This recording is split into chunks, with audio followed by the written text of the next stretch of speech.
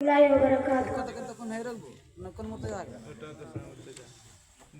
نحمده ونصلي على رسول الكريم أما بعد فأعوذ بالله من الشيطان الرجيم بسم الله الرحمن الرحيم إن الذين قالوا ربنا الله ثم استقاموا فلا خوف عليهم ولا هم يحزنون أولئك أصحاب الجنة خالدين فيها جزاء بما كانوا يعملون. وقال النبي صلی اللہ علیہ وسلم قل آمنت باللہ ثم استقیم. معزز و مکرم صدر محترم سعید اکرام اور میرے دین و ملی بھائیوں، آج کے اس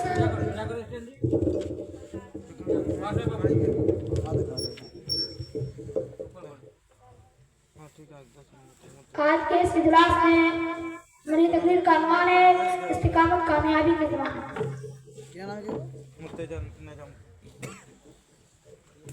محترم سامعین اکرام، استقامت کہتے ہیں اللہ رب العالمین کے دین پر مضبوطی سے عمل کرنے کو.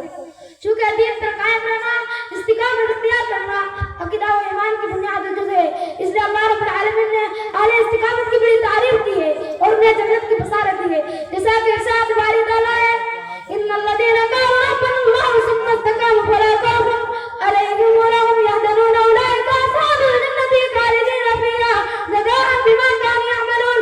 بے شک جنہوں نے یہ کہا کہ ہمارا رب ہمارے درست پر ڈٹے رہے تو ان پر کوئی خوف نہیں ہوگا اور نہ ہی وہ لوگ غمزدہ ہوں گے.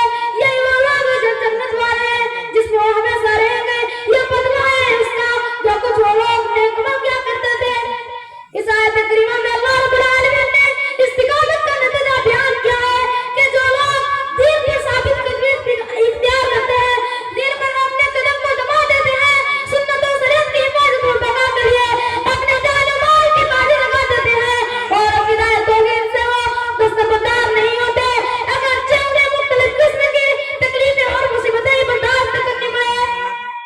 معزز حاضرین، استقامت ہمیں دین کے اصول کا پیغام دیتی ہے، استقامت ہمیں بلند ہمتی کی تعلیم دیتی ہے، استقامت ہمیں صداقت و بہادری کا جوہر سکھاتی ہے، استقامت ہمارے دلوں میں اللہ اور اس کے رسول کی محبت پیدا کرتی ہے. استقامت ہی کی برکت کا نتیجہ ہے کہ صحابہ اکرام اور اسلاف کرام نے خیر القرون میں اسلامی تعلیمات کو چاہتا عالم میں پھیلا دیا، اسلام کو سارے عذاب پر غالب کر دیا. وہ دین پر ایسے جمے رہے کہ بڑی بڑی مصیبتیں تکلیفیں ان کو اسلامی سایہ راستہ ہٹا نہ سکی. جب کہ ان کے اوپر مصیبتوں کا پہاڑ کہا گیا تھا، ان کو گھروں سے بے گھر کیا گیا تھا، ان کی زمین و جائیداد مال و دولت پر قبضہ دبایا گیا تھا، ان کو ذلیل و رسوا کیا گیا تھا، ان کا مکمل بائیکاٹ کیا گیا تھا. پھر بھی ان ساری مصیبتوں پریشانی کو برداشت کرتے رہے اور دین غنیم پر قائم رہے. توحید کی دولت کو اپنے سینوں سے نہیں نکالا بلکہ اور مضبوطی سے دین اشیاء و عبادات پر عمل پیرا ہو گئے اور سختی سے لڑ کر ان کا مقابلہ کرتے رہے. چنانچہ جب اعدائے اسلام انہیں تکلیفیں دے کر دین سے ہٹانے میں ناکام و نامراد ہو گئے تو دنیا کی محبت، دولت، عزت اور منصب کی لعنت دلائی گئی. پھر بھی ہمارے اسلام نے دین ہی کو اختیار کیا، اس لیے کہ حقیقی مسلمان سب کچھ اٹھا سکتا ہے، اپنی ساری چیز قربان کر سکتا ہے، مگر اسلام نے دولت کی کٹی بھی نہیں لٹا سکتا، اپنا سر بنا سکتا ہے مگر سر جھکا نہیں سکتا. اور اسی کو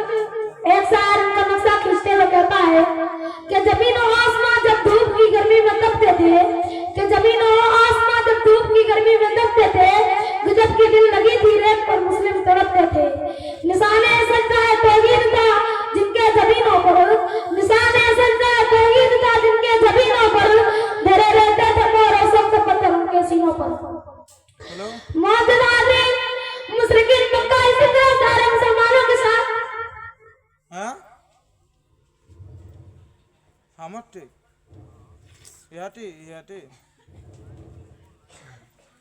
ও লাইভ চলতে গুটি लाइव जो এখন বন্ধ है लाइव नहीं सबकर वीडियो बनला कल बिहाने छड़ा था नहीं लाइव नहीं चले बिहाने पठाई देबो हां लाइव चलेगा चले कौन है अहमदुल्लाह हां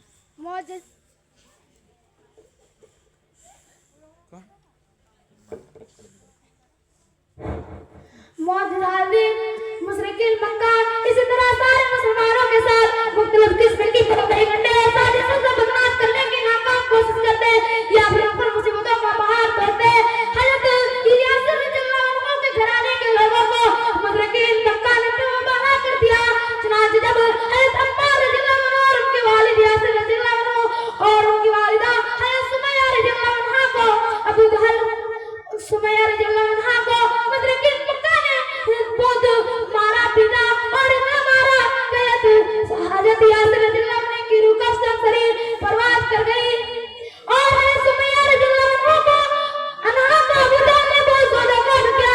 फिर जब बदबख्त अबू जहल को दीन से हटाने में नाकाम हो गया तो उसने हया देने शख्स ने दोनों को मंगाया और हजरत सुमैया रज़ियल्लाहु अन्हा के अंदर में निहानी पर पर्ची मारी जिससे वो शहीद हो गई और इस्लाम की पहली शहीदा कहलाई।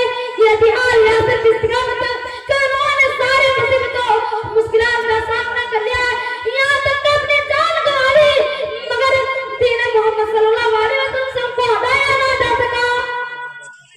यह सब मैं अपनी तकरीर को खत्म करना चाहता हूँ। आखिर में दुआ है कि रब्बुल आलमीन हम तमाम मुसलमानों को दीन पर इस्तिकामत इख्तियार करने की तौफीक अता फरमाए। आमीन तक़ब्बल या रब्बल आलमीन। अस्सलामु अलैकुम।